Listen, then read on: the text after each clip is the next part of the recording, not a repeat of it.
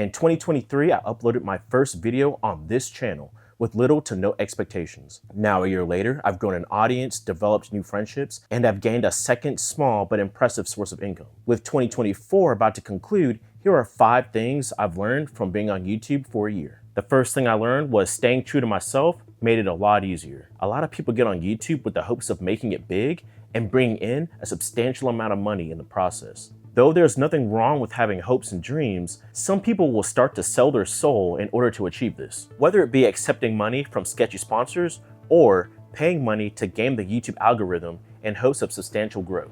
This is a big problem in the online world, and it can take a toll on a person's psyche. Going into making this YouTube channel, I wanted to make sure I stayed true to myself. I wanted to make sure that whatever content I put out aligned with my own personal beliefs and opinions. And doing just that made the creative process much easier. I'm able to put out videos expressing my personal thoughts, ideologies, and opinions without feeling guilty of my own personal takes. This also plays a part on the ethical side of things too. Declining emails from companies wanting to pay me to say something positive about a product I don't believe in is a lot easier when you're working within an already established moral and work ethic. And it can be hard to turn down these offers after seeing the dollar signs. For full transparency, on my first year on YouTube, I made just over $2,700. And that's with the majority of the money coming from the last couple of months of being more consistent. So when a company approaches smaller creators, such as myself, I can see the temptation to grab the quick bag. But I understand that if this is something I want to do long term, I have to do right by me and my audience in the very beginning. This enables me to operate the channel without having a sense of imposter syndrome. The person you see on camera is the person you'll see in person. The second thing that I learned is that nobody cares about your videos. I'm sure many of you guys can relate to what I'm about to say, but starting a YouTube channel can be pretty intimidating. This is something I had to overcome last year, and to be honest, it was kind of scary. Now, I know my situation is a bit different. I removed my face from my content, and I've explained why in previous videos, but I'll probably make another video going into more detail about that. But starting a YouTube channel with the fear of having eyes on you can be less of a big deal than you think. After I posted my first 2 videos, my friends started to tune in regularly. And of course, they were supportive of this new beginning, but there was still a part of me that was intimidated about what they would think. Same with my family. Fast forward, and I started to see a good bit of growth in the online two-way community. And by no means do I see myself as some big online influence. I just enjoy making videos. But I've grown to the point where some of you guys have started to recognize me in person. And here's the thing, no one cared. Now, I'm not saying that when people meet me, they tell me they disliked my content or hated what I was doing. But every time I've met a subscriber in person, which really only happens at matches, the same thing would happen every single time. They would approach me, ask me if I'm Concrete Cowboy, say some kind words, and then continue to shoot the match. And that right there was probably the most eye-opening experience. We all have our own lives, goals, and responsibilities. And not starting a YouTube channel due to the fear that others are going to judge you or be so invested in your content is somewhat absurd. No one cares as much as you do, and you have to stop being so hard on yourself and preventing yourself from starting. I even apply this when I read negative comments. When someone decides to leave a negative comment, they are acting in the moment. Do you think that person is still thinking about that comment they left on your video 2 hours later? No, they've probably moved on with their day and probably already forgot that that comment even exists. They don't really care that much. And when you look at it that way, it makes being a content creator that much easier. Switching over to the creator side of reading negative comments, I'll read them, then I put my phone down and go do whatever I planned that day. The comment completely leaves my mind within 30 minutes of reading it. No one cares, and to a certain extent, neither should you. Number 3, unplugging from YouTube helped me unplug from social media. This one kind of rolls off the previous point. I mentioned that I would put my phone down after reading a negative comment, and that's a direct result of finding a good work-life balance. When I started YouTube, I felt the pressure of bringing my camera with me everywhere I went, and this quickly led me not being able to live in the moment. I want to say around summer of 2024, I started to put the camera down more and focus on the people I was with.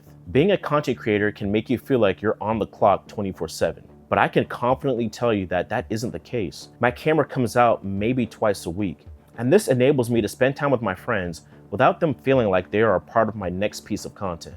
In order to build meaningful and productive relationships, you have to cherish and respect those interactions. Of course, the people around me love being in the videos, but they never feel like they have to be in the videos. They know that if they hit me up, a camera isn't automatically attached. And that has put me in a position to meet many like-minded people in my chosen niche. But I'll talk about that further on. The fourth thing I learned is that the numbers don't matter. Now, when I say the numbers don't matter, I'm also talking about subscriber count. A lot of people, when they get into YouTube, are aiming to get the most subscribers in the shortest amount of time. And they think that's gonna quicken the journey to the top. In theory, if you have more subscribers, you're gonna have more views, right? But within the first 2 months in my YouTube journey, I realized that was wrong. Your subscriber count does not dictate how many views you get on a video. Your subscriber count dictates your bottom line viewership on a longer period of time. For example, right now I have 19,000 subscribers. And if my video doesn't get pushed through the algorithm, I'm usually sitting around 3,000 to 5,000 views per video. But I've been fortunate enough to have a few videos go way past that. The first example is the first video I posted on my channel. As some of you longtime subscribers may recall, that video was about my EDC setup. Within 2 days, that video got up to 9,000 views. And by the end of the month, it was sitting at 20,000 views. And mind you, I had less than 500 subscribers. Another example of this was when I made a video about the 5 things I wish I knew about concealed carry. That was only my 4th video I ever published on this channel. And within weeks, it reached 100,000 views. Fast forward to today, and it's at 355,000 views. So don't feel like you can't succeed on this platform just because you don't have a lot of subscribers. Subscribers are great in the sense of getting consistent views when the algorithm isn't hitting, but that doesn't determine your success. I've seen even smaller channels than I get over 1 million views within the first 2 months of posting.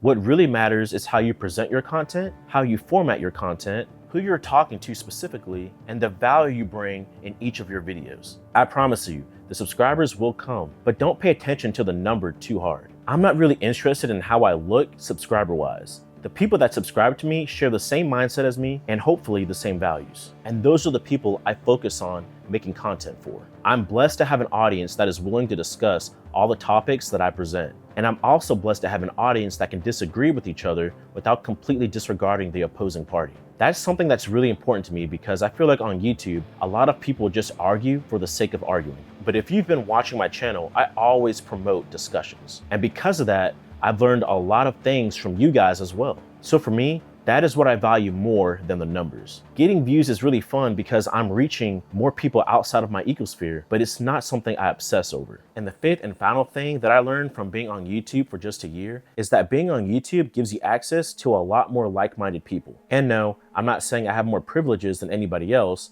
but with me, sharing my opinions and thoughts and philosophies within the firearm industry gives people more of an insight to who I am and how my brain operates. It's like they get to know me without ever having to meet me. And with that being said, this also allows people to feel less intimidated to reach out to me personally. I get a pretty good amount of DMs on Instagram asking me questions about a specific gun, shooting techniques, or gear considerations. And with these discussions, I'm able to form friendships and bonds with people that I may never have met outside of YouTube. I think a lot of people see the internet as a virtual wall blocking us from human interaction. But if you utilize it correctly, it can be a bridge to building bigger and better communities. Being on YouTube definitely has its downsides, but I feel like the pros completely outweigh the cons. With the connections that I've built, I'm able to ask questions from people that are more experienced than me, provide reliable feedback to people that value my opinion, and exchange knowledge with other like-minded individuals on an almost weekly basis. Because of this, I feel like I've learned far more than I ever thought I could